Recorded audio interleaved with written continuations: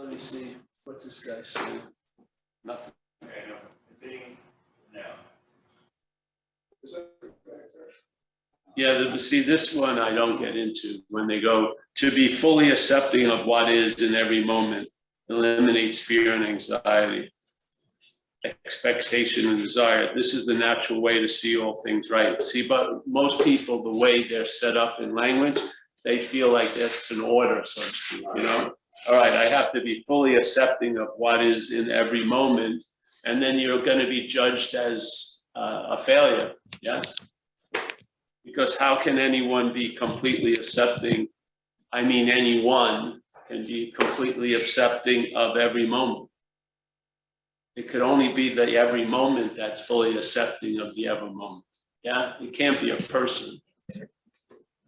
Person made up of division and comparing and judging and shit like that.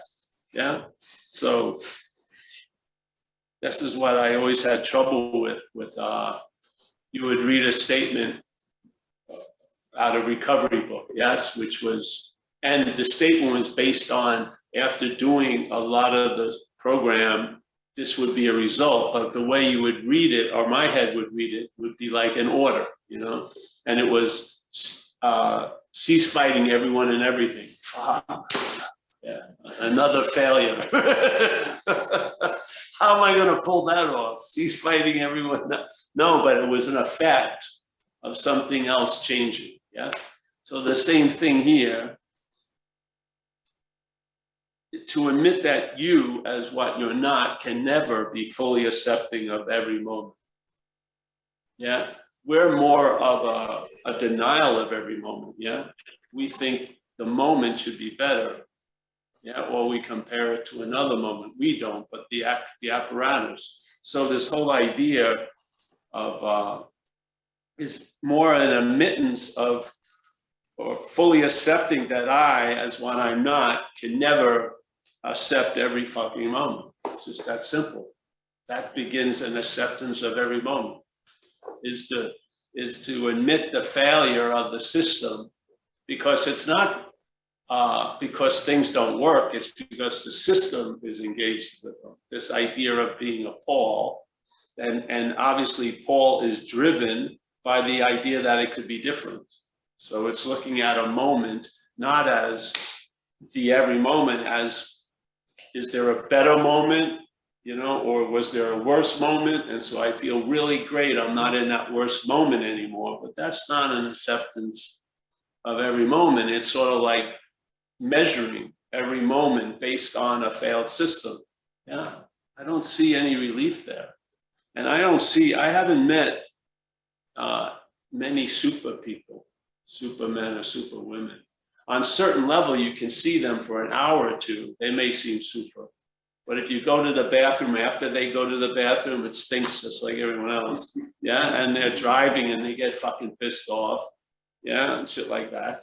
You know, supposedly Nisargadatta was always anxious when his driver, like Ramesh, was driving him. He was anxious about not getting there on time. Well, who was there to be anxious? Obviously not Nisargadatta, but the action figure was concerned. Yeah, I don't see how you're gonna. So I think the clarity, yeah, it's like, to me, I love things like this, but it would be nice if there was a warning, sort of like on a cigarette pack, that, hey, if read in a certain way, this could be hazardous to your spiritual health, really. Because it's going to turn it into something that the body is going to hope to arrive at. Yeah, which is the whole point. The body can never arrive at. That's the relief. Yeah. The relief is you can't do it. It's great. It's incredible. So much, you cannot believe how much tension and stress is based on you've got to do it, you should do it, and then you can't do it as if it's something wrong in you or you failed or morally, you know, a good version of you could have done it, but because you're a bad version, you know, all this mental minutia gets triggered. But the whole point is it can't do it. It's a failed system. What can a system show you? A failed system show you it's failed.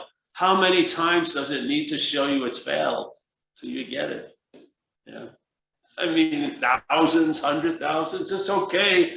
Its failure is going to keep repeating itself.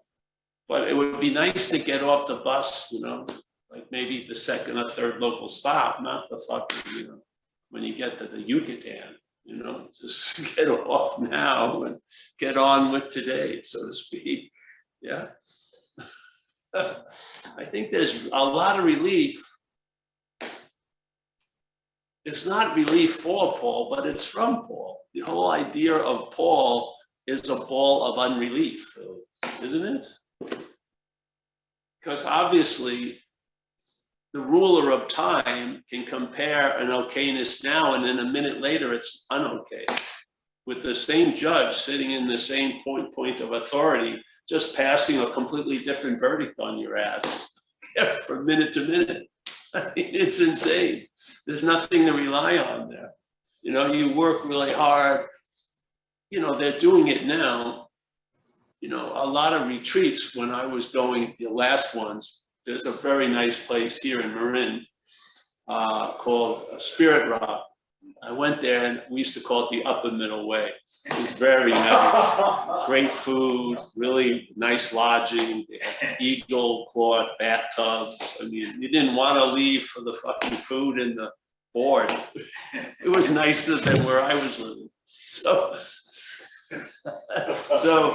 you know, you can actually take away a lot of the aggravating, if you know, conditions of your daily life, like phone calls, texts, maybe getting food without you having to make it. Yeah, maybe having an advisor there every day to talk to about your self-centeredness and how extremely whatever.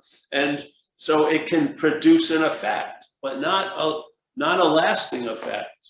Yeah, because if it did, there wouldn't be 6-month retreats. Yeah, it would just be, okay, you go on a retreat, you get waxed, and maybe hopefully it will last for a year or so, and then you go, okay, I think I need to go on a little retreat again.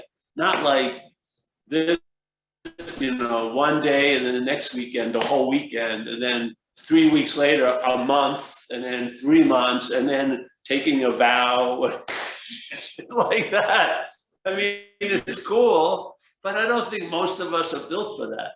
I think we want to get out of something that we're not in, and a lot of the activity of getting out of it usually ends up into a spiritual pursuit after drugs or like the way of life of corporate world or kids and shit. Usually end up, all right, this is not my first choice, like the last house on the block, but okay, I'm gonna start practicing some shit. And yeah, but it's the spirituality is based on the framing of being a body. Yeah, you can see it by the language. What goes on a path but a body? Yeah, what's walking the path but a body? Does the spirit walk? You could probably jump or fly over it, you know, skip and shit. But the idea of a path implies it's being framed as a body, yeah? Seriously, and that you are somewhere and you're going to use the path to get to somewhere else. That assumption is what non-duality sort of questions.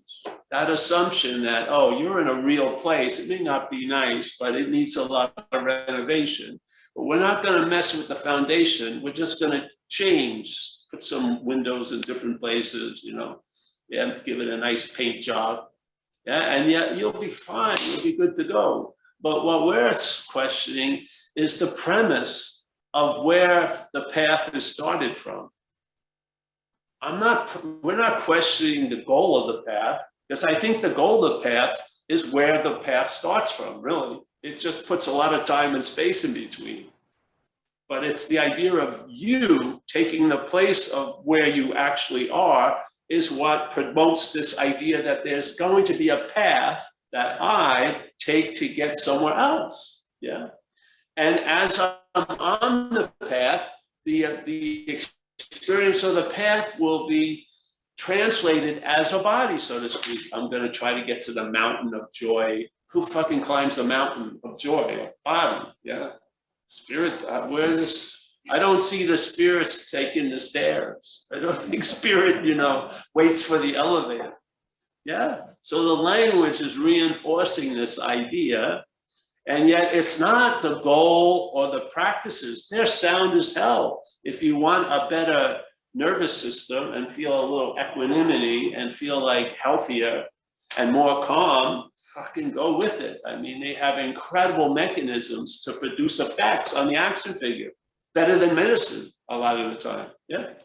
But to believe that you're somewhere and you're going to get into a vehicle, and then that vehicle is going to take this without changing this that much to the goal, and then the goal is going to be had by this, I don't believe that premise. It doesn't make any sense. I think it's not like you're on the wrong ride, you're the ride. Yeah, this is the ride. It's not like, oh, this is fine or whatever, it's just got to get on. I don't believe that. I don't see it. Well, that's why I'm here in an ammonia-rich environment in Marin City. Yeah. Because obviously, I don't know, maybe it is attractive to the up the middle way, but there is no way in this. Yeah. Really. The way is just to sit in here and then let it, you don't even let it, it just starts cooking inside, and you start getting some effects, and you come to some kind of understanding, maybe begrudgingly. Yeah. The understanding I came to was, I'm not going to get it. Now, if I was looking at that message from this, that would have really pissed me off. But I was looking at it not from this. And it was part of seeing the futility of trying to use what you are as what you're not to find what you are. Yeah, was a hallelujah. I was freaking completely relieved. Jesus, I'm not going to get it. Pressure is off. Yeah. And then and once the one thing tumbles, the whole edifice drops because it's held. You think it may be a solid, long-lasting, independent thing. It isn't really. Yeah, we're made up of ideas and whatever. And then one falls, and then it triggers others falling, and you basically are left with what you really are, which is empty of all these other things. Yeah, I don't see yourself as anything. The only way I can get a sense of what I am is by seeing what I'm not. It's the only way this programmed location can get something is through comparing. Yes. So in a way, negation is the great comparing. So you hear about descriptions of all that we take to be so with the premise that it's not. And so now you have negation to compare. So there's nothing that you can compare it with. It just negates that. And then there's a sense of what's already here. Yeah. And when you get the sense of what's already here, it's not a real surprise. It's like it's always been here. Yeah. That was the recognition that happened with me. When I started to get some free samples, it wasn't like I was transported to the spiritual Willy Wonka chocolate factory. No, it was right where I am. And it told me it's always been this way. In other words, all that I believed to be so, that was adding distance and time and shit, wasn't. It was like one fell swoop, because all you did is have the swoop of the sword. There was nothing to cut down. Yeah. It was just a swoop. So it was an empty, and then you realize, wow, yeah, nothing ever really happened. A lot's happening for sure. I do not believe there's any noun called a dream. I believe there's a verb called dreaming for sure. Yeah. I think I'm in a hallucination quite a lot as the action figure.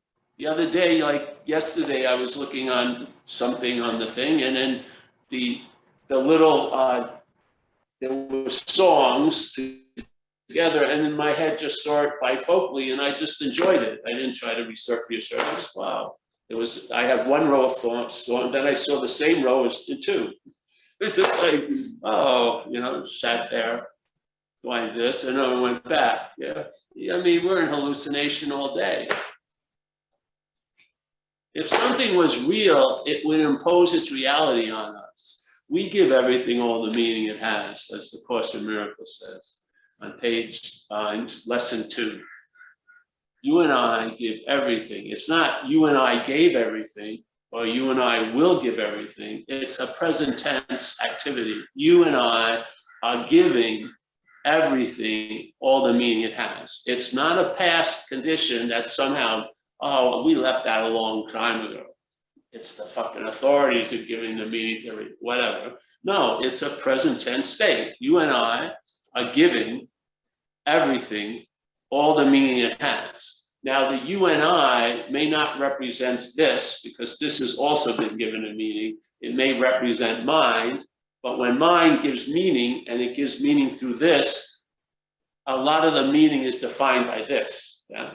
It's almost as if you're going to see light through a lens, and then it's going to appear different than the light that was seen through the lens. Yeah, the light will look differently through the miracle of a lens. Well, we're in a lens of self-centeredness, of a picturing a dreaming to be real, and that the emptiness of things is completely foreign, maybe mystical, wappadappa, but the real thing is there seems to be tons of space I can't account for, and things are appearing, and the things are the essential reality. And this whole space seems very inefficient, but this huge space of emptiness, there's nothing going on there, really. I mean, this is boring as hell until my friend comes in. Oh, now life has been engaged with. A thing dancing with things, and thoughts are things, yeah, for sure. Thoughts are things on a very my small level, but they're things, and then we, as what we're not, dance with those things, and the dancing with those things called thoughts implies that we're a thinker. And then suddenly, the whole thing gets translated, I'm a thinker. And then how do you picture yourself as a thinker? Well, as a thing, yeah. And then bam, there you go. What could fool reality? And this, don't believe me, because this is just riffing. I don't care how it happens, really. But if what could fool reality must be reality. What else could fool it? Yeah. If an illusion could fool reality, then it mustn't be that fucking high-grade reality. If a dime store illusion could fool it, I believe the reality must be dreaming. Yeah, it's dreaming this thing. Yeah, and for this whole idea of going to war against it and shit like that, I don't believe works. I think the recognition of what's happening here is much more disarming. Yeah, there's a disarming, because when agitation begets agitation, there's more agitation. So we can't play the role of the agitation. We have to play the role of something other and not get agitated with the agitation. And then you can see through the agitation. Yes? Because your stillness and both, your movement and no movement. So you can recognize movement from the no movement. Yeah, I feel. And now, so I start seeing the manufacture of a historical figure through the mechanism of time. That's what it does. So it claims something now to imply there's a you, and the you it implies is taken to be historical. So in a second, you have 60 years of history. Just pops it right up, yeah? And so who's gonna fucking argue with that? Especially when you take yourself to be the historical figure. It's sort of like people telling me how impossible for them to entertain that there isn't a body because they're entertaining it from an identification as a body, yeah? That's the problem. The identification as a body is going to see it as completely impossible to ever get out of a body, yes? But if you're not a body and you're not actually in one, then there would be no impossibility of getting out. The impossibility would be trying to get out because you're not in, yeah? The true possibility is I'm not even in what I'm trying to get out of. Hey, that's fucking life-saving and time-saving, yeah? So, that's why I like the way, I liked negation, and when I hit it through Wei Wu Wei, really like that guy, because he explained it to me where I got a little bite, and then the whole like years of dinners were imagined. Yes, he used to go off on this. It's very conceptual in a lot of ways. It's difficult to present him in a talk because there's too much fluff, but he would go into triple negation. Yeah, so like the Buddha said, you know, there's no existence, nor non-existent, nor one who exists or non-exists. So it'd be a triple negating. So just in case the double negation doesn't work, if you left, whack, the triple negation, and then you're left with what? Nothing, everything. Yeah. Yeah. I'm a believer in that. I am. That's why the talks have never changed, because they're all about that. They're all about seeing what you're not from what you are. And then just see if this is a true description of most of your life. Are you using what you are as what you're not to look for what you are? Just see if it lands. If it lands, there you go. You're a prime customer for non-duality. Seriously, who's going to be interested in non-duality? Who? What tragic, heroic spectacle figure is going to be interested in nothing? It's not an attractive. I've seen it here over the years. People come and go, and you can categorize some of the modalities of spirituality. Some of them are experiential spiritual. You know, they're into experiential spiritual. So if they come here, something triggers something on them, but there's not enough pomp and ceremony. There's not enough gala. It's all right. So there's a loss of interest. The head just loses interest in nothing. Yeah. But the whole point is, maybe if you could see the head losing in nothing and see you're not the head, that would be something. Yeah. But it's not something that you can trigger. You can see it getting triggered or not, but you can't trigger it. All you can do is put out the information, the invitation, hopefully sitting there with some certainty as you deliver it, and then basically you've done your job. Yeah, but it is about almost like a spiritual shoe store. You're meant to see how it fits. This isn't fucking theoretical. It isn't like, oh, all right, he's saying at one time, way in the past, I gave everything on the no. Giving now, yes? Now, what we're not has to constantly be implied as what it is now. Yeah, it can handle a few gaps, but if the gaps get longer, it's going to be its whole storyline. The emperor will be seen with no clothes. So it can handle peak experiences, moments, shit like that. Yeah. But if it continues, yeah, it's going to be exposed. Yeah. As what? The skin of the snake is going to be exposed as the skin of the snake, not the snake. Yeah. And the whole worrying the skin is doing about its own survival is being presented as the snake's survival. It's not the snake's survival. The snake will do great when the skin falls off. But the skin's whole story is based on being the snake. So which one is needed for the other? The snake doesn't need a new layer of skin. Would be fucking great for the snake. Yeah, it would attract more females and travel lighter. Yeah, it would be a win-win.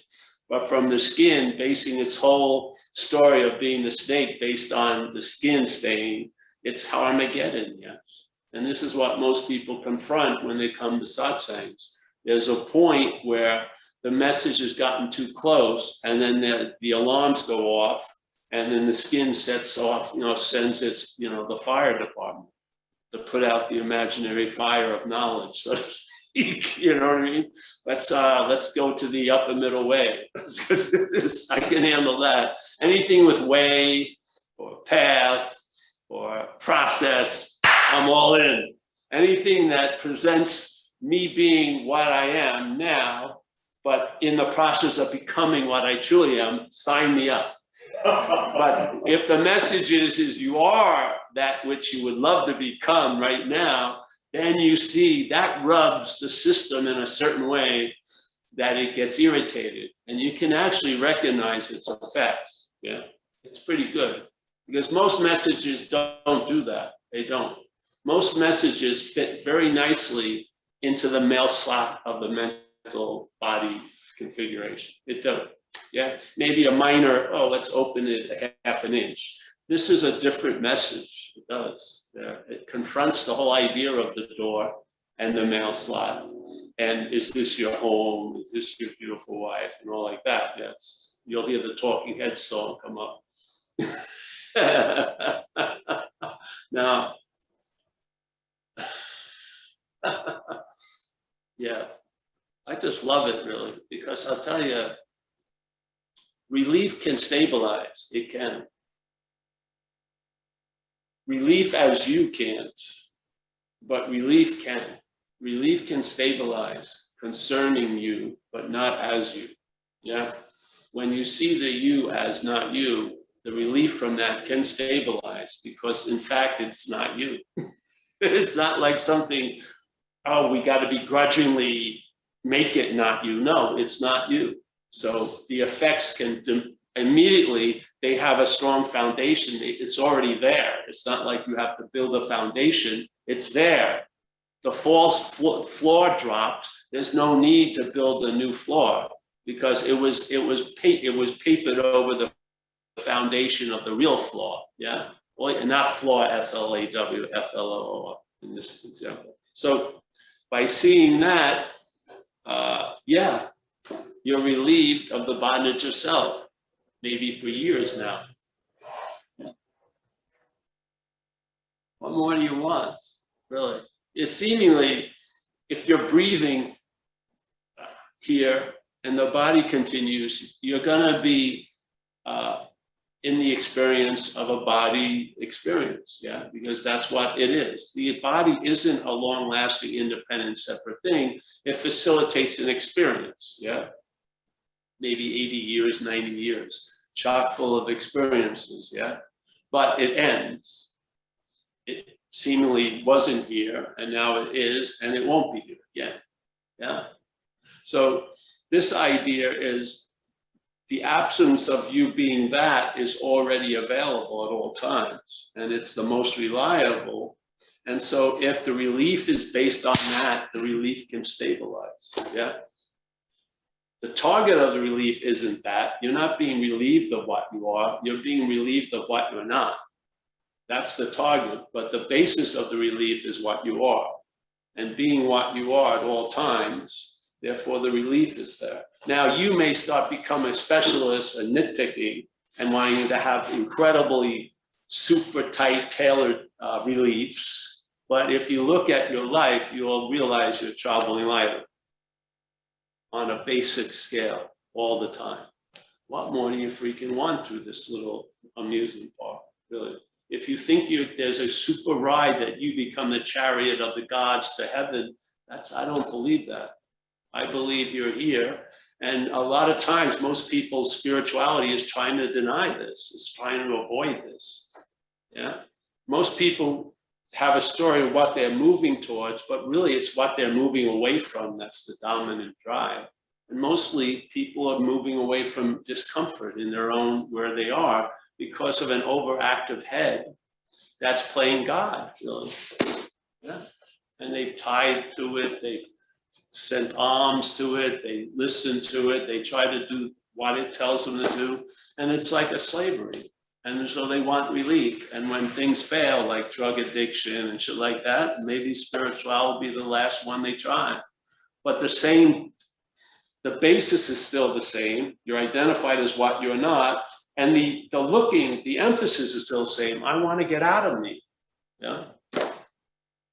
If it takes 12 hours of meditating, it doesn't cost me $500. I don't have to kiss the dealer's ass. Hey, that sounds like an improvement. So I'm going to meditate a lot to try to get out of self, really. But I want to be there to enjoy the fruits of the meditation. Yeah. I'm not going to practice and not get anything out of it. That doesn't make any sense.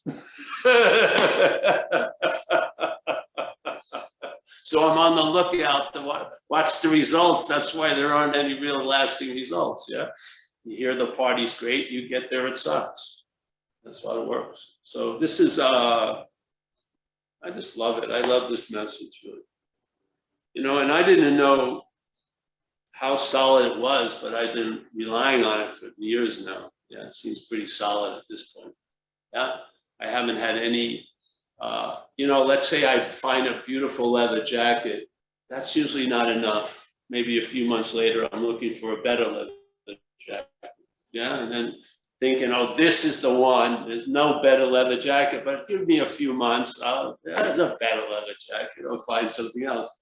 This tends to be something like, oh, there's an almond cheesecake. Let's get a double almond cheesecake, whatever. Yeah.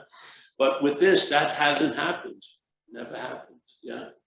This was the last answer. It was like the final leather jacket, the last answer. And it took any need for any other answers away, which is awesome. I don't usually run into that in this life. Yeah. I don't really feel a lot of what are called solutions really are solutions. They tend to ask and demand a lot of maintenance. Yeah. So I don't see them as solutions. This to me is a solution because it's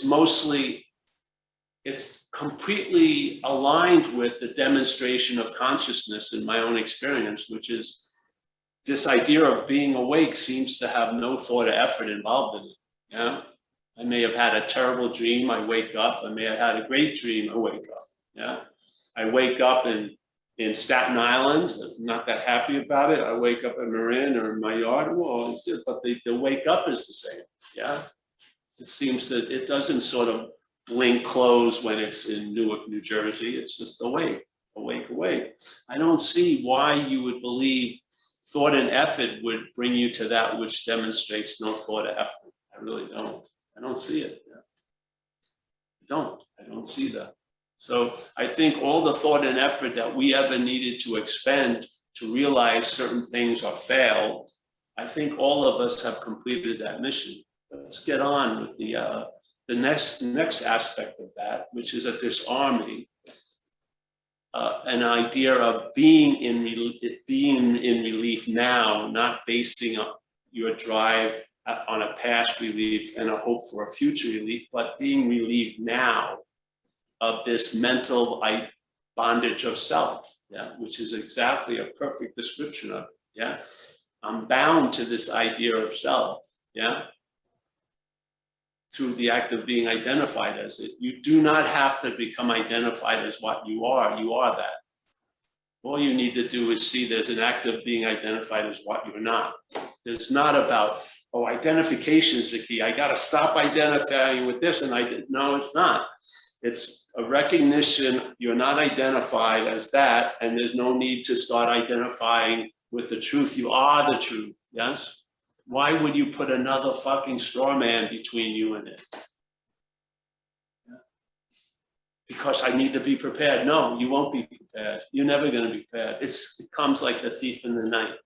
Yeah, you are not going to be in what you call a suitable condition to meet this because it's already here. It's not coming. You're not getting wedded to it. It's here now.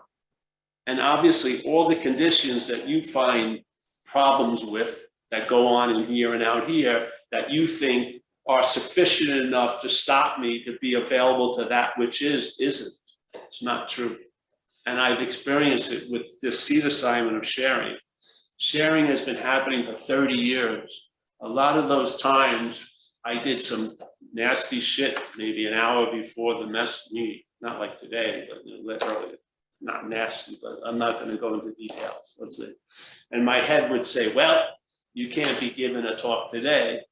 Obviously, look at what you fucking did a couple hours ago. You weren't nice to that lady, whatever. But if I showed up and I sat here, things came through. Every time. Sick as a dog came through. Feeling physically great came through. Did something really shitty to someone came through. Was a saint for at least 3 days, came through. Actually, it usually came through with more power when I thought I was bad, really. I guess it was trying to get something through to me. But yeah, for 30 years I've witnessed this. Yeah, it's amazing, 30 years. So very early on, I realized, hey, it's not waiting for me to get ready. You know, it's sort of taking me, I'm the problem in a way. I feel like I need to have 30 requirements to be okay. And then I need some time, you know, get myself looking better to receive this. It's too late, it's here now. Yeah? That's the beauty of it. Your concerns aren't its concerns. Your requirements aren't its requirements. Your allegiance to time isn't its allegiance. Yeah. You're having to be ready and prepared isn't its readiness and preparation. Yeah. And I find mostly what people are still following is that which is playing God in their head. Their head is talking to them as if it's God. Yeah. It's not going to stop, but you can see it's not you. Yeah, you can. Yeah. Why do you think the thoughts aren't being displayed on your forehead for others? Yeah. It seems like the thoughts are playing in a certain theater. Let's say it's yours or Paul's, and you're the audience. Not as Paul, this is the theater, but you, as what we are the audience that this whole narration is playing to. Yeah. I see it like in recovery. You know, you're sober. And you have a history of being a real addict, which is if you drink, you're probably going to keep drinking, yeah? And you don't know what's going to happen if you start imbibing again or using drugs. So the head spends a lot of time trying to convince you to drink, yeah? Who's it talking to in there? It's not trying to convince other people to drink. It's trying to talk you or whatever. It's talking this way to some vast audience, but you may think it's you, which means you've already listened to it. But let's say it's a vast audience and it's playing to you. It wants to lead you to a fuck it. Once you say fuck it, it gives you a suggestion. Oh, let's just get a drink. Yeah. And there you go. Then it's off and running. And now it's going to be less. It's still possible, but the traveling lighter is going to be a little more difficult because the henna tattoos will be ink tattoos now. Yeah, you may fuck up one night and end up in jail for 5 years. Yeah, you may. The last time I spoke at jail, not being in jail, you know, a visitor, I spoke at this big yearly thing they have in San Quentin, and 3 people spoke before me, and they were all convicts. And each one of them was in San Quentin for vehicular manslaughter because they drank and they killed someone while driving. Yeah. And some of them didn't even know, they didn't even remember what happened because they were in a blackout from the drink. And now they're in San Quentin from 12 to 15 years. Jeez, yeah.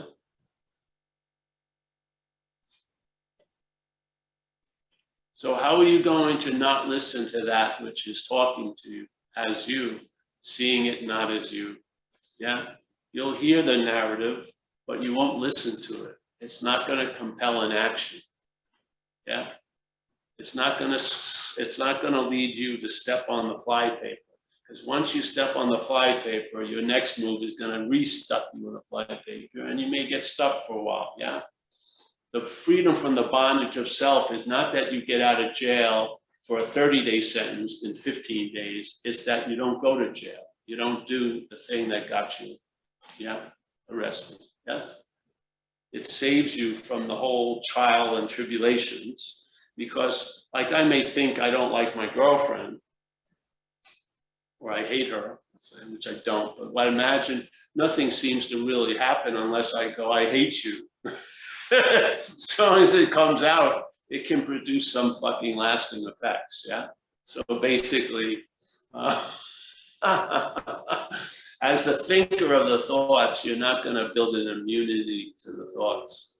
Seeing that you're not the thinker and they're not your thoughts builds an immunity. I mean, seeing that, like feeling it, not intellectually, seeing it, like feeling it, that they're not your thoughts and you're not the thinker. There'll be a loss of interest in the thoughts, and therefore their influence will be lost, because it's not their influence, it's yours. your influence is going into the thoughts over the bridge of mind. Yeah, so why not? Question the mind, the thoughts don't get the influence, that they're not called yours, and you can travel lighter than them. Yeah, yeah. So, and on that note, we'll now sail off into a very tranquil trip to the coffee shop, knowing full well we've all done our job well today. Yes? Let's not beat a dead horse. Let's move on. Move on. Don't let the consumer society convince you to consume tons of ideas. All you need is a few ideas. All you need is an invitation. You don't need a dissertation. You need an invitation. Yeah, you're at the dinner already. So it seems crazy you still need an invitation, but you need an invitation that you're at the dinner.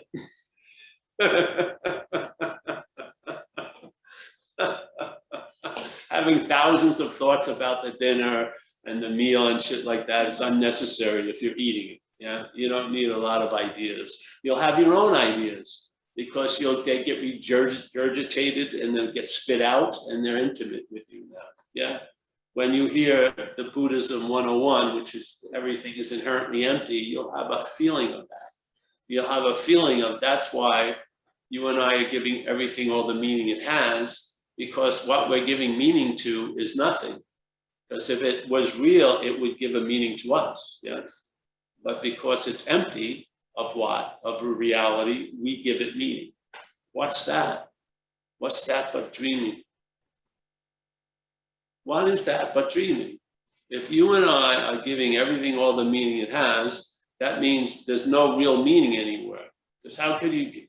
I had the experience when, I got run over by this car twice. That was the second part was bad. I was willing to take the first part. Second, getting run over again I thought it was overdoing it. But I was in a very heavy duty part of the hospital. It was a teaching hospital, very severe bone damage forever. Like it was about 9 people there, most of them from motorcycle accidents. Yeah. And so we all were there, and they, of course, when we were getting to leave at different times, they wanted us to stay in touch.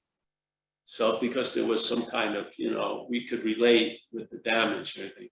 And I would watch what happened to people. Some people, they were alcoholics, they got sober. Some people were sober, they became alcoholics.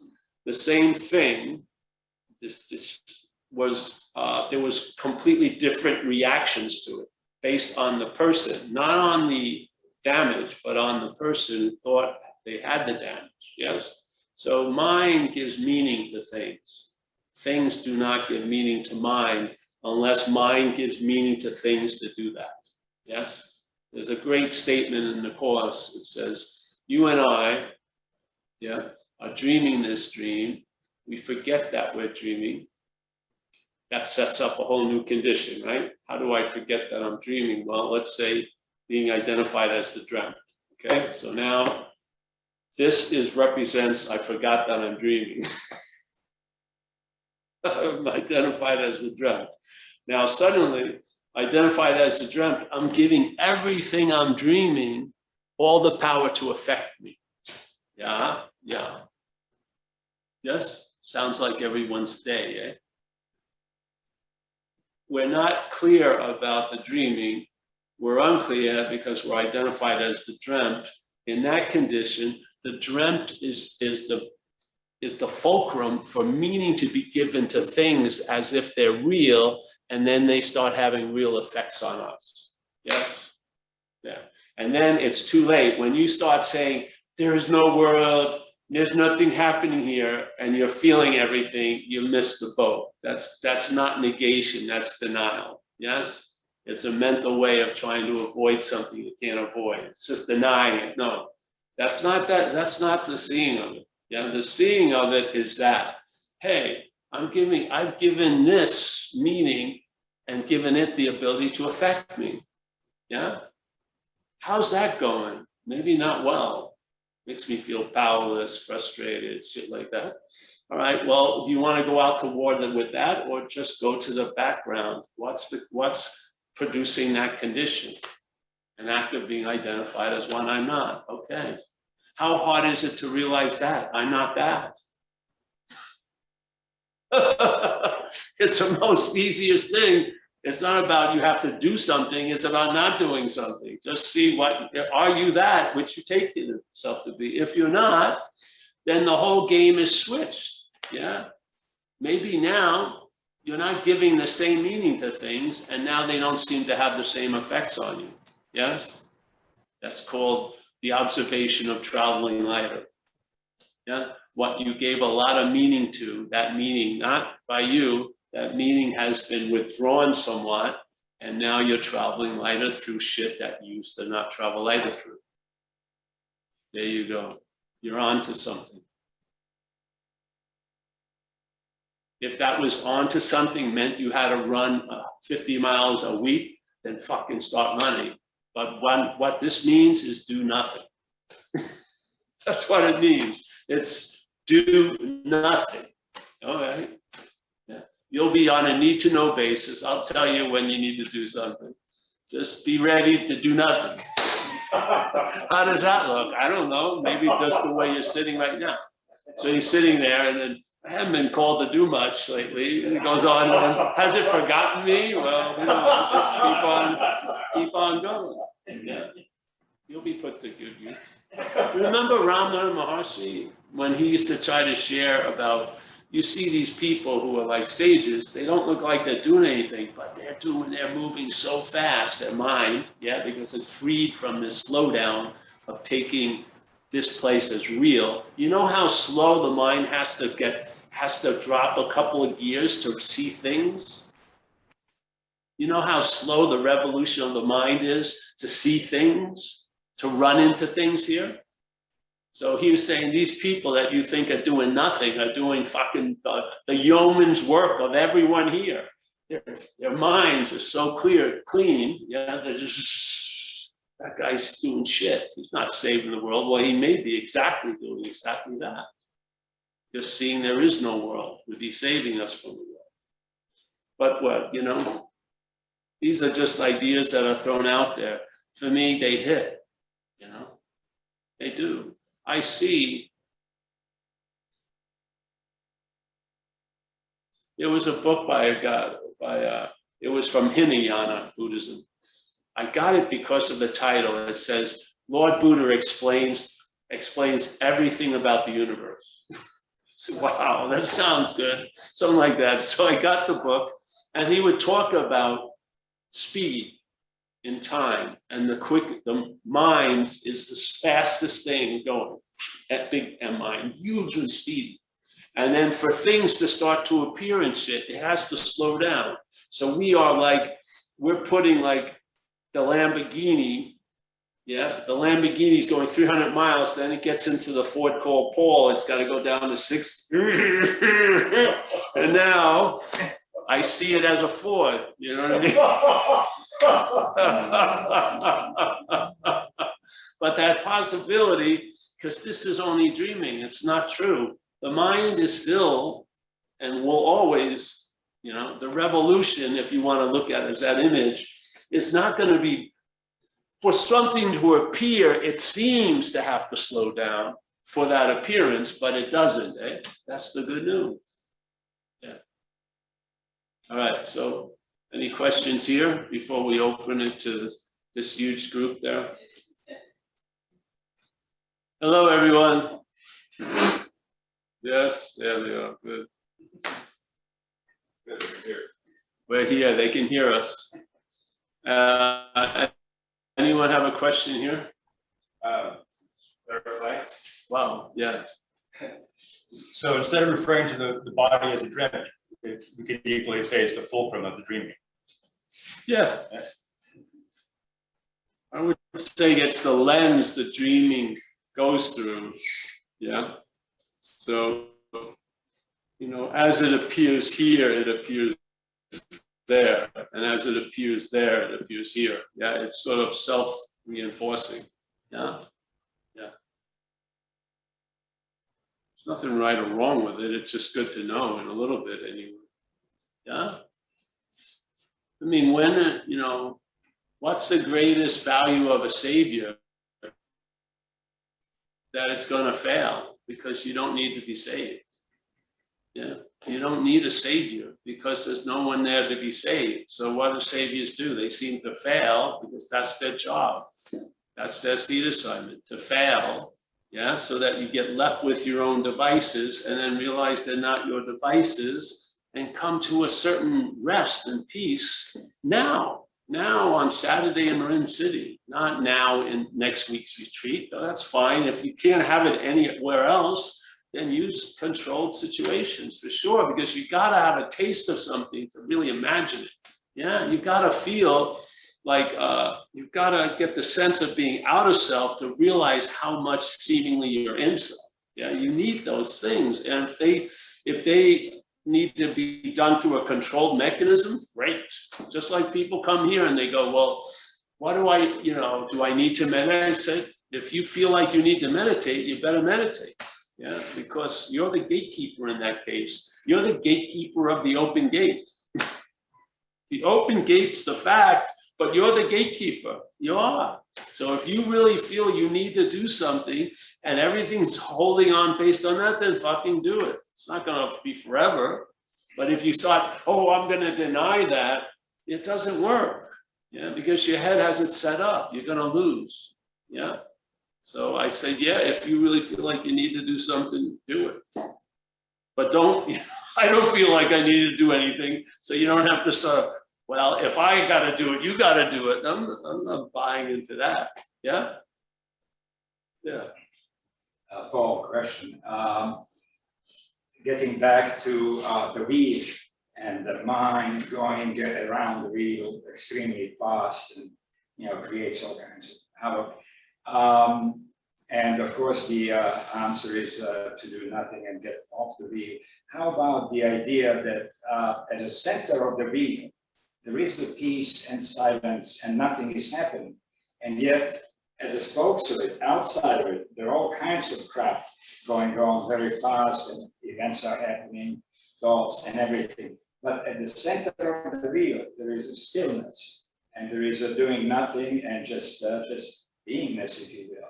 How is that the same as basically doing nothing? The metaphor of it being the wheel and the center of the wheel as being fulcrum and just observing all that motion and circling around. Is that the same thing as what you were talking about? Well, that's an experience, or not an experience, an expression of that. But what we're talking about is the identification of the one who's on the wheel and who's either in there or there and needs to move from there to there, or I'm here, I got to go there. Yeah. We're talking about the noun in all that description, and whatever works for people, wheel, outside, fine, but it's not a replacement for the intimacy of that sense of being in the center of the wheel and not being moved by all that. I'd much rather have that than a statement of it. Yeah, a feeling of it, and then any statement will do. Because you'll fill that statement up with that sense. Yeah. So there's tons of ways of saying it. Yeah. Yeah. But I don't see in that sense, that center of the wheel in a way is a companion piece to the extreme agitation. I see neither of that. Yeah. I don't think either of them is it in a sense. Yeah. There's like a lot of chaos, no chaos, but then there's the absolute, which isn't no chaos or a lot of chaos. Yeah. So, but anything that works. That's why I use the same terminology, because that terminology worked when I was hearing this message. I don't read those books that I got those terminologies from. I remember them based on the avalanche they produce when they're said, or I hear it. Yeah. And so therefore, if no one else is going to yodel and cause an avalanche, I'll use it myself. The dogs, and just incites an avalanche of feeling, not, not more sense than a feeling, yeah, of it, that understanding that passeth all understanding. That's, yeah. A lot of things we say are attempting to sort of initiate an understanding, but really what's all behind it is the vision of being in the center and then seeing the mental state attracted to the spokes. Yeah. Yeah. You're seeing, it's not one or the other. You're in the center and you see the mental activity is in the spokes. Now, when you're identified as the mental activity, it's easy to assume that you're at the spokes and then you want to get back to the center, but you've never left the center. You're calling a mental activity you because of the identification with the mental activities, yeah? So when there's chaos on the spokes and we think we're there, that's not true, yeah? Yes. The mental state says, oh, I was in the center, it was really great, and I got sucked here. No, yeah, that center is not just that one locale. The center is the center everywhere, yeah? There's not a center, and then there's a huge neighborhood of spokes, chaos, and I gotta get to the center. Like, it's not like that. The center is always available at all times. Spokes, no spokes. Center, no center, yeah. In a sense, Advaita term neti, which is the same as a Buddhist term, this, not this, neither one of them are true, triple negation, just a simple dual negation, neti, sort of in different language, says the same thing as you're saying. It's neither the center, it's not neither. Yeah. Circling around. Yeah, so they just basically, it's like a mop-up inventory. Right. You do the one, the two not used, knock each other out at the same time, but there's still the referee, it's gotta go to. Knock out the third person in the ring too. But who knocks them out? There's just the knocking out. Yeah, so that's how I feel about it. Yeah, I went into a little bit, because there's a lot of Mahayana in a lot of like the Heart Sutra and stuff, they go into triple negation. And I think it was just to show off based on the primary double negation of neti, then they got a lot of time on their hands. Well, we'll throw another negation in there. Fucking negate this motherfucker. 3 negations. Oh, there's 7 negations. Okay. Well, there you go. Yeah. Let's not get carried away with negation. 1 negation could do it. Yeah. It's not so much the act of negation, it's the sense of what happens through the negation. The negation isn't the point. Yes? You're just negating something because there's a taking it to be real. Yeah? After a while, those somethings that needed to be negated are accepted because you see they're not real. You're not in a point of thinking they're real anymore. Yeah? There's no need to negate. Negating that then is getting a little bit like a non-dual Pharisee, so to speak. You got the spirit, you got the letter of the law, but 7 negations, but you've lost the spirit of it, which is, not that. I got bored after 1 negation. That's it. Oh no, another fucking negation. Just like everything else. It just turned out there's 12 negations. I just read, what? I thought there was only 7. Get the path clear. All right, let's go. Negate away.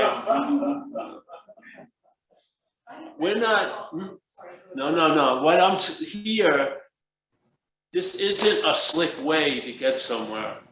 I have lost interest in getting anywhere, seriously.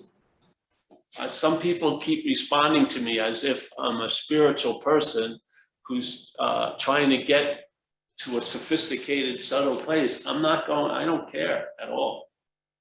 I just don't. I mean, the last thing I ever wanted to do is to completely be in Marin City, but that's where I find myself.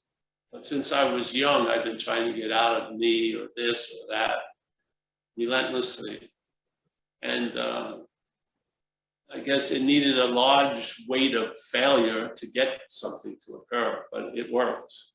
It collapsed, and I was convinced of the futility of trying to. I don't really want to, yeah.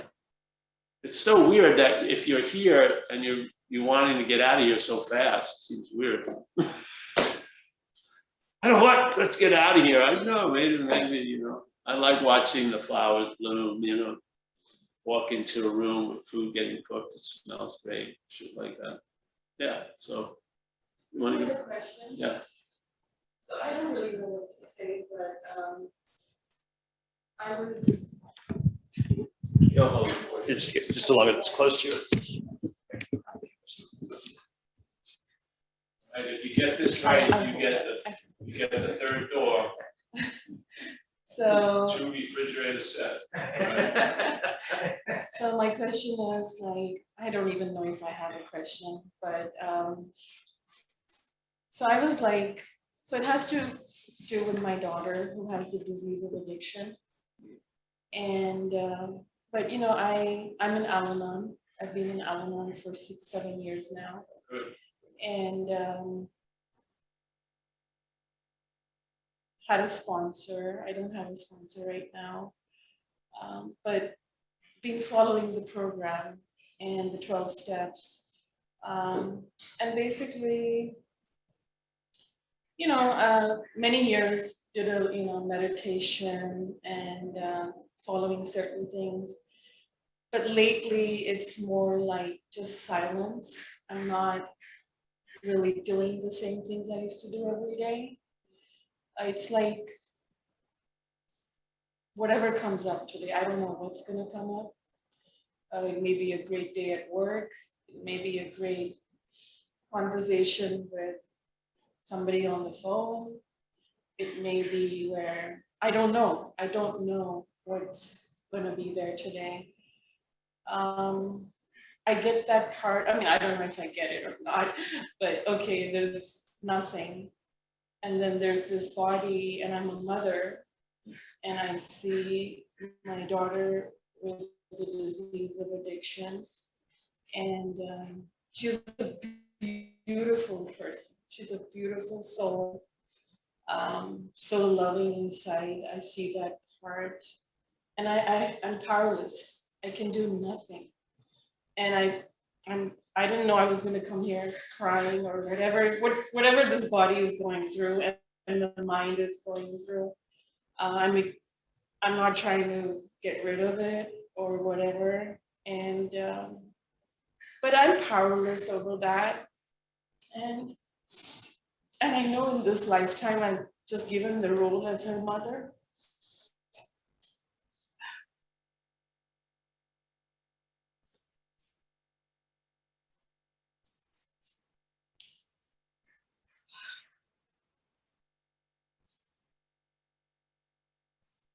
And it doesn't really matter that I want her to be a certain way. It's really not about that. It is her journey. I get it. I guess this is what I experience. Yeah. Well, the best thing you can do for her is be in good shape. That's what Al-Anon allows you to do. Yeah. Good shape. Good shape is because, the biological love is very strong. And then to run into the powerlessness of real addiction, where the love of the parent isn't sufficient enough to stop the addiction. It's one of those experiences under the assumption that we have power to be confronted, that we don't in such a primary relationship as a daughter or as a son to the mother or father is a big lesson, yeah. And what the people in Al-Anon have fought this at all, and they realize the best way they can be of help to their daughter or son or partner is to be healthy themselves.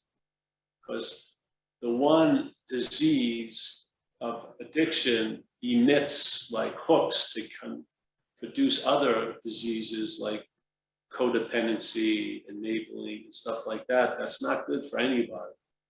Yeah, neither are the two. So not one's going to get better because you're enabling. No, it actually fuels the dilemma. So if she's not able to take care of herself or be available for something, you are. So you have to do it for both of you, really. She's incapable of receiving the love, let's say. Yeah. You can learn how to give love or stay in that love without enabling her. Yeah. So by your health, hopefully she can have an opportunity of getting healthy. And one of the things I've observed over the years in recovery is most people who want another person the most to be sober are the least they're going to hear it from. Yeah, your daughter's probably going to hear the message of sobriety from someone else than you.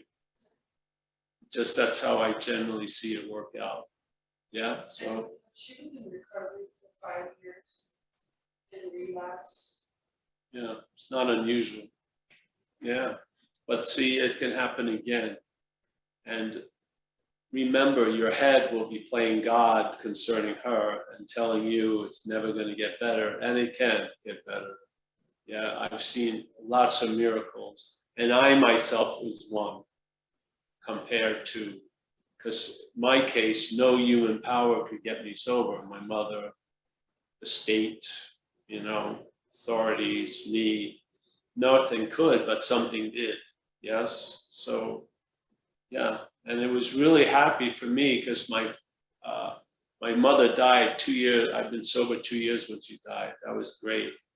That she got to see me sober, because that's all she ever wanted, was me to be happy. And at that point, there would be no happiness without sobriety. She knew that over the years. So, I was happy that could happen. Yeah. So, yeah, just stay with Al-Anon and share, because these people have the same experience you have, or having the same experience. And there is strength in numbers. There are here. Yeah. And realize she has a power also, your daughter. And like, I feel if all that how it ended up was completely based on how it was, I'd be super happy how it was then. If that was necessary for me to be the way I am now, fucking bring it on. Yes? Because most people, I would say all people that knew me, truly did not believe. They believed the only way I was going to continue to stay alive was being institutionalized, for sure. And I had been institutionalized a lot. So, yeah, remember, she has the powers available to her too, and it's not over yet, honey. And yeah, never. The sadness of a parent, sadness is an experience here. Yeah, this isn't like getting out of all those experiences. It's being more available to them. Yeah. This is what it is. Because then this feeling that you're having about your daughter, you'll probably be put to use to work with other people who have the same situation. You'll have empathy for their situation because you're living. Yeah. This is how things happen here. Everything is put to good use, I feel. I swear, everything. So it's going to be put to use, no matter what. It can be put to good use if there's a certain, like we say in recovery, perhaps the better way. Perhaps there's a better way.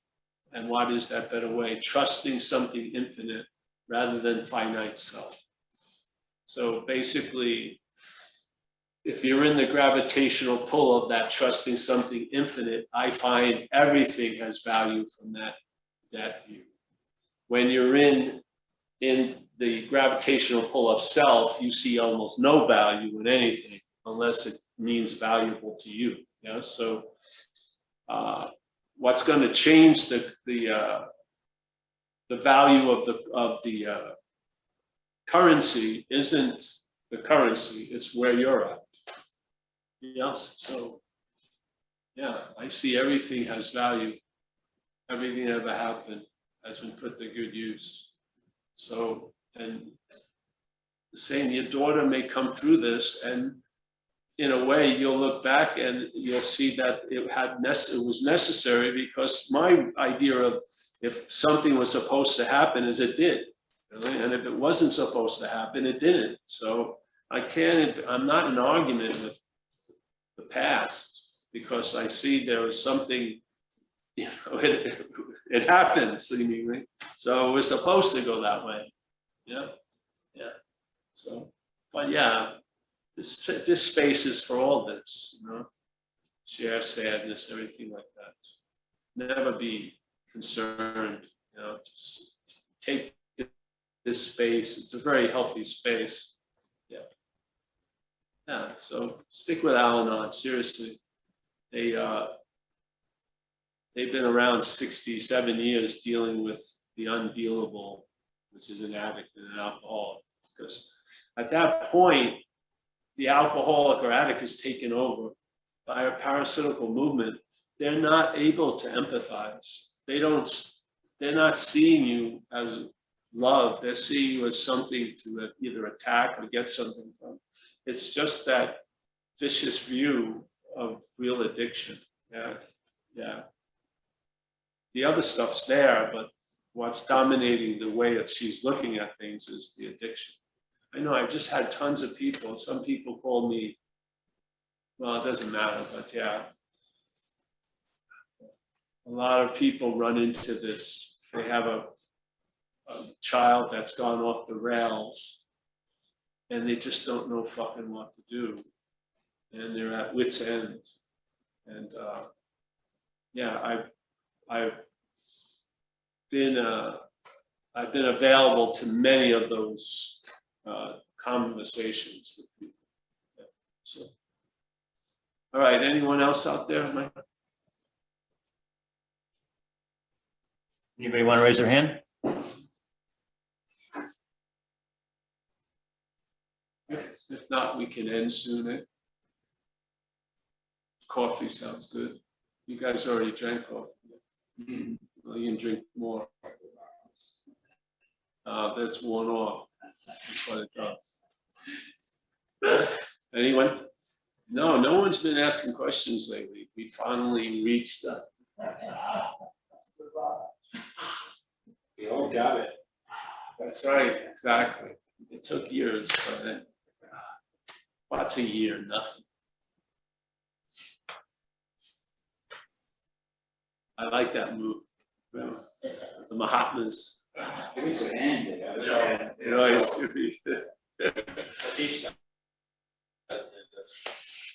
Fly him away.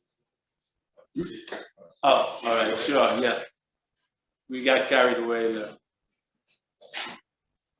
Yeah. Go ahead, Satish, go ahead. Go ahead, go ahead.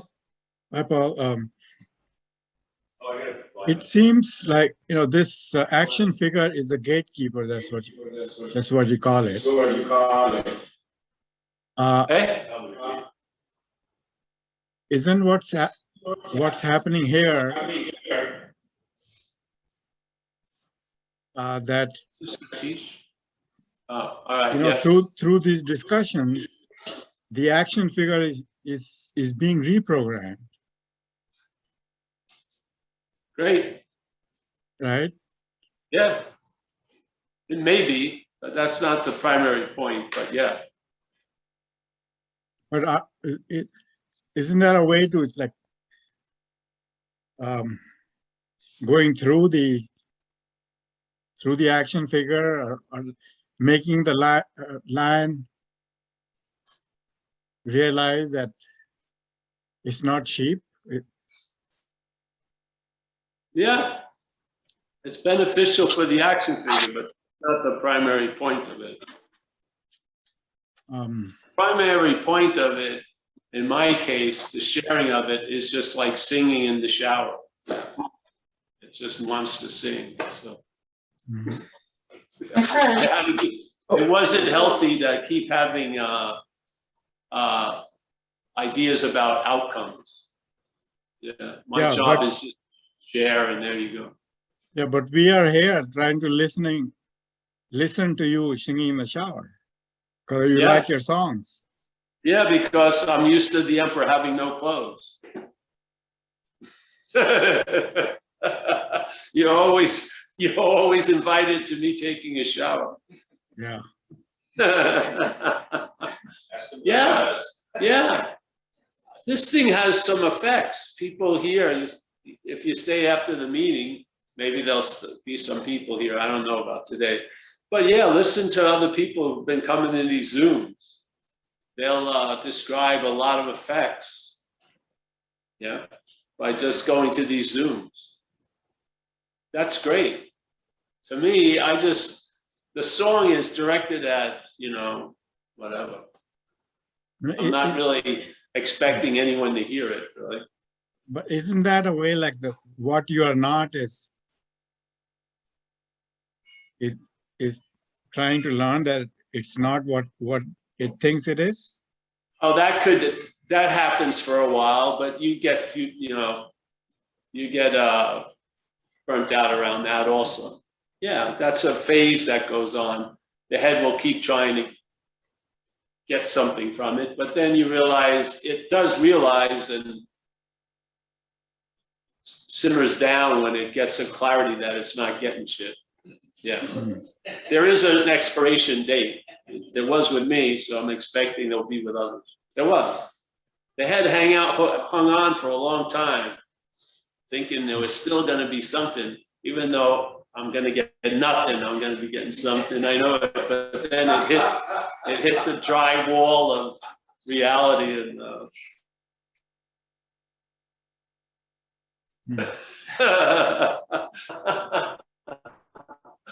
it's like a dog who wants to go out. They get excited, and now the dog doesn't want to go to the meeting, but goes anyway. It's not excited going to the meeting. I mean, unless you like different strains of emptiness.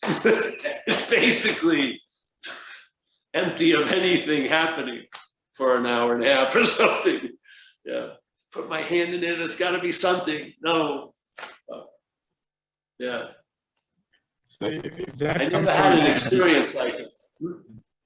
if that comes to an end, the action figure being reprogrammed. Yes, definitely. um, It doesn't get reprogrammed. It doesn't, the programming comes to an end. I don't know if there needs to be a substitute. It's like a tributary that runs out, and you don't make another tributary. It just runs out almost, you know what I mean? Hmm. Like water moving, and then it doesn't get any reinforcement, and it just putters out. Yeah, that's how I feel more about it.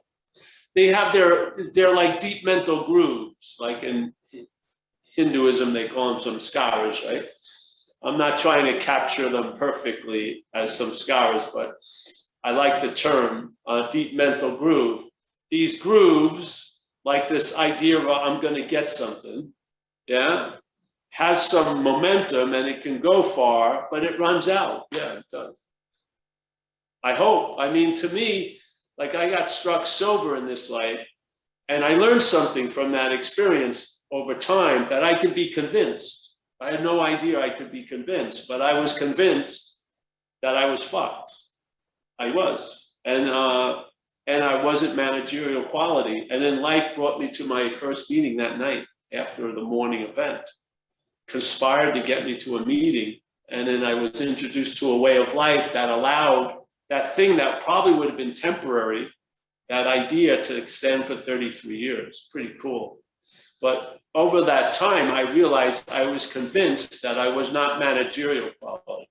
It doesn't come up for debate every 6 months, shit like that. It was like that tributary ended. There was no like magnetic attraction pulling more water up it. It was done. And that means the water goes somewhere else, which is great. And I think that water enriched my life a lot more than it was in that tributary. Yeah, I think there's a lot of things that are drying up for people. Yeah. Yeah. In other words, there's a whole lot of giving attention and interest away all day. Yes. And it's fine because it's an infinite amount, but it's really nice when a lot of those, some of those habitual ways get dismissed, and then you just rest in the interest and attention. It's not going anywhere. The things, like enlightenment or nirvana, it's just here. You're just here, like completely here. Yeah, that's pretty good, I feel. Yeah. So, yeah, I feel there's a lot of power in satsang. I do, more than I can imagine. And I've seen it play out in Zoom. I didn't think Zoom would be a good conductor of anything, but it's doing its job, and people are having wonderful experiences. Who am I to argue? Far out. If it's working, coming to see Paul, I would keep coming to see Paul. You know what I mean? Yeah, you're not forcing us to come. We are coming of our own will. Well, yeah. I feel like, I feel there's been a movement in all this Zoom. It has. I've watched it. I like it. Yeah. So you're saying that we just have to be struck sober like you are. So you're saying No, that I'm not saying that. No, because your condition, your inherent condition, if it was ever an event, it was an event long time ago. I don't see it as an event. You are that. See, I wasn't a drug addict. I was captured by drug addiction. Yeah. So that could stop. And then something that was always there became available. But that which is always there doesn't stop. Yeah. It's always available. So it's a different beast altogether, I feel. Yeah. And we're here for, however it is, everyone that's at this Zoom is here. Yeah, we're participating. You, me, everyone. And I think that participation produces an effect. It's great. Yeah. Yeah. And I'm happy to see you, Satish. And I just like seeing you travel lighter. Thank you. Yeah, you're welcome. Oh, testimony here. Testimony. Just said we talked about. Wait for a pause. Go ahead and hold it. Oh, what? Oh, you can hold it. Like point it to Paul. I'll point at me, but talk in. Yeah, it's a mic. So testimony would Action figure. topic about keep coming back. I've been coming down to see for about 10 years. And I'm traveling lighter. I'm in less to being here. Right. No big deal. Yeah. And that 10 years ago, it was not like that. I was me. There's this person coming here to get better. I don't know. And it's like, and so it's a testimony that it does seem to take place. Yeah. And so. And the thing is, the I don't know is so beautiful because one of the main drives of the mental state is trying to know shit. So you're onto something where it's cool not knowing. Yeah. Yeah, I don't know. Why. I'm just feeling better. Yeah, I'm all for it. I jump in, Oh, jump in, Jill. Yes. hi, I'm so excited. I happen to be on a WhatsApp group and I go, oh my God, is that Paul like live? And I used to go to Zen Bitch Slap and always listen to your stuff. And it's been years. And so I'm so excited. It was really exciting. So yeah, I was not struck sober, boy. I had more of the, but Bill Wilson was. I think Bob, Dr. Bob had that, said it took him 2 years of obsession, but he never drank. You know, that was more like me. But my question for you is, I've been sober 20 years. I'm just so excited. I'm so excited. Anyway, makes me want to go back to Zen Bitch Slap and catch up with you. So this is probably a really basic question. So, you know, I don't know if you want to call it disease, it always is looking for something to fill it. And lately it's been, I joined SLAA, which is Sex and Love Addicts Addiction, where it's a person I get obsessed with, and I have the hardest time detaching from my story. It's insanity, really. And do you have any thoughts on that? You know, I think that's why that condition spawned SLAA. Yeah, it spawned SLAA, Sex and Love Addicts. Right. Yeah, and if do you have a working sponsor at the time? Yes. Uh-huh. Yeah, so you engage with that, and if it gets too much, there's skillful means, serenity prayer, help others do that, yes? All those things, and then all the while, you can combine that with listening to Zen Bitch Slap, and you know, that will bring you to Rule 62, and you won't be taking yourself so seriously, which really makes a huge difference. That does, yeah. Right. But while you're up the ass of self, you need a divine proctologist, you know? Pull you out, and then you've got another option. But yeah, so, yeah, my proctology days are over, I think. I just wait for you to come out of the ass. I'm not going up there saving anyone anymore. That's over. I don't have long enough gloves to get, some of them are way up there. Right. Man. So, yeah, that's what I would do. Yeah, this is that's the essence of the problem in the SLAA. The obsession goes on to a person. Yeah. So you, instead of the alcohol, the drugs, you're upset, or money, you're obsessed with a person. Yeah. But the steps are the same.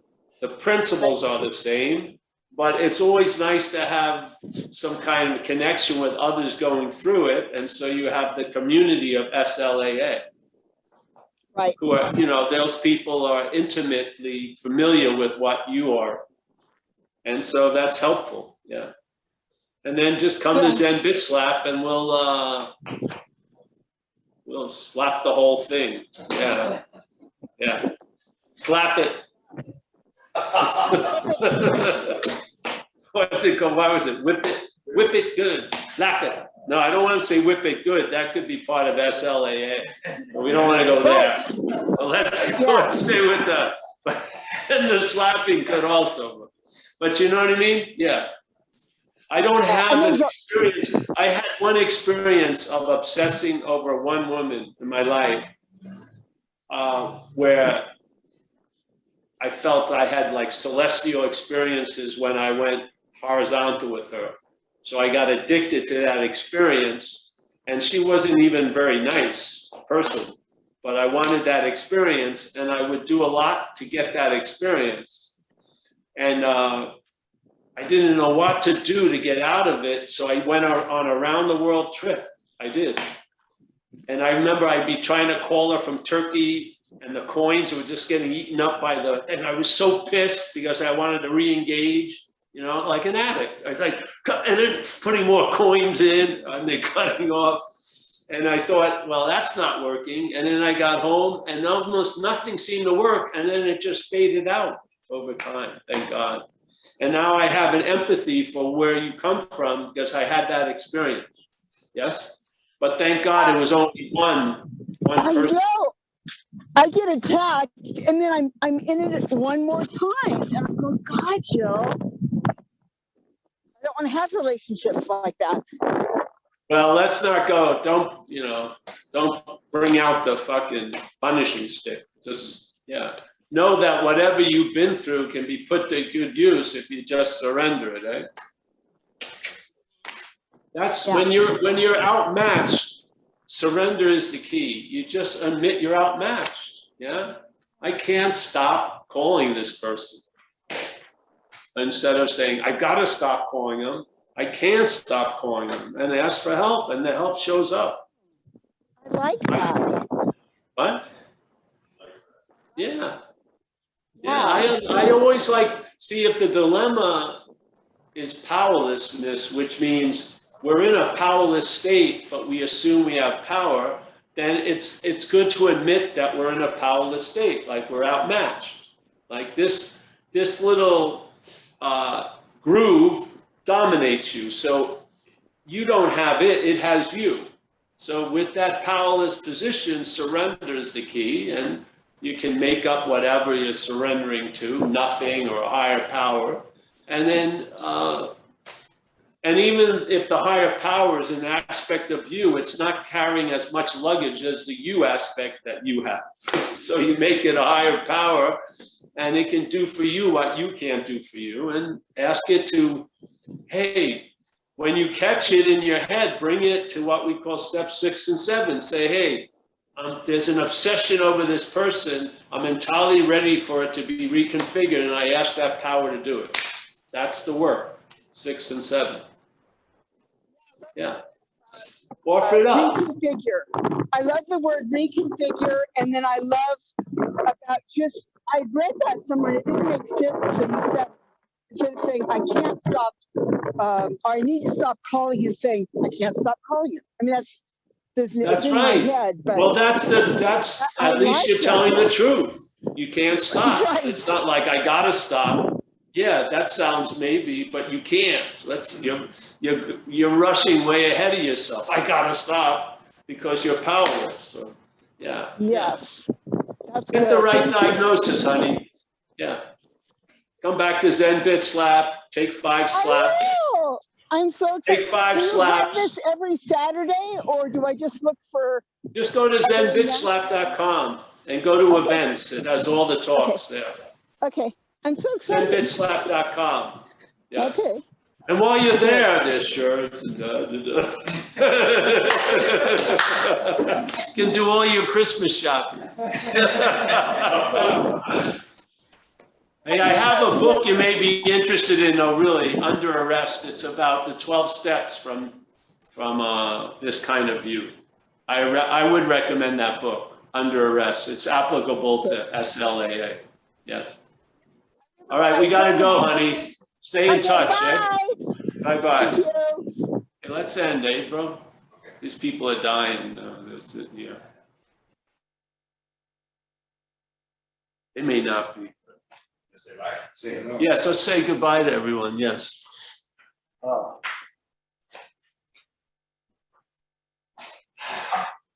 Hello, everyone. Okay, I'll leave you home with me. Sure.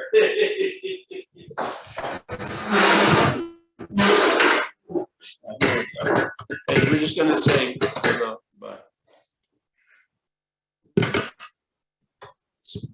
We're shaking up. All right, so where is everyone? Can we get there? Oh, I'm sorry. Let's first of all, let me say hello to everyone here. Mike, thank you for that testimony. Chris, always. Yes, Taj, I always say Taj. Honey, I forgot your name already. Josie. Okay, with a T, Oh, Josie. Oh, Josie. All right, nice. We got John. I used to call him John of God, but that's not a good statement anymore. John, yeah, on its own. We got Mike and Z, my main man, yes. All right, nice to see Satish, Jill in Tahoe. Tahoe, yes. Kenneth from Vancouver. Mike from the horizontal position, Mike C. Nice to see you, Mike. Glenda O'Driscoll, yes. The whole emphasis of that word is great. It could be Glenda Driscoll, but no, it's Glenda O'Driscoll. Yeah, it's very nice. We got Janine Freedom. It's cool. Yes. Yeah. We got Mike Hunter. It looks like Linda. but hey. All right, Mike. You want to be called Mike now? Mike Hunter? We got Roman from Germany. Roman, thank you for your continued financial support. It's helping me survive this, whatever. Tommy, as always, this is the color Tommy has. Oh, it just, it blinked. Tommy's alive. Tommy's alive. We got Gio from Brazil. There he is. Nice to see you, Gio. Hawaiian Po has been quiet for a while. It's okay. We got Judith. Oh, there's Judith. Hello, Judith's looking very nice. Oh, thank you. Nice to see you, Judith. I'm not hearing you, Nice to Paul. see you. Thank you so much. Nice. It's like my heart speaking to itself. Oh, good. Yeah. It's just beautiful. The clarity that I hear is just clear as a doorbell, and the serenity. Oh my God. Hearing, knowing that I have nothing to do to become or to get is amazing. Thank you. Oh, you're welcome, honey. Yes, thank you. The joy is, yeah. Yes, thank you, honey. We got Stefan on having never left. Yeah. We got Elaine and Carl. Yeah, it's nice to see you too. We got Ben Clark, the poet laureate. He's up and about. Wow. Let me see. We got Chris G. Nice to see you, Chris. Johannes from Germany. We got Mickey from Madeira. I can't see you, but let's see. We got Vlad. Nice to see you, Vlad. Back in Portugal. Yes, oh, yes, I'm in Portugal. It's nice to already see you. late. I'm in bed. Thank you so much. You're welcome, Vlad.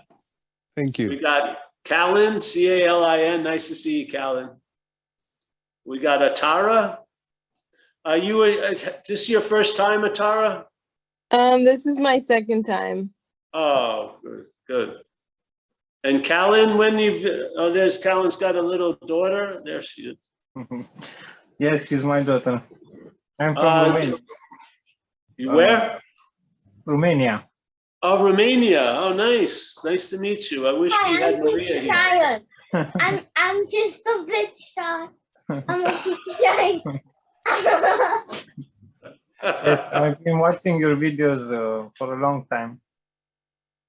Oh, great. I'm happy you came. Nice to meet you. I wanted to join just to be here. Oh, good, good, good. Thank you. Yes, that makes my day. Thank you. Yes, we got Deborah and Andre, phone numbers. I think that's it. Or did you move another square? Oh, Gary C is there. I now see Mickey, Kenneth, everyone. Nice, nice. Thank you. It was a nice day. I'm happy we spent it together. Glenda O'Driscoll, all's well?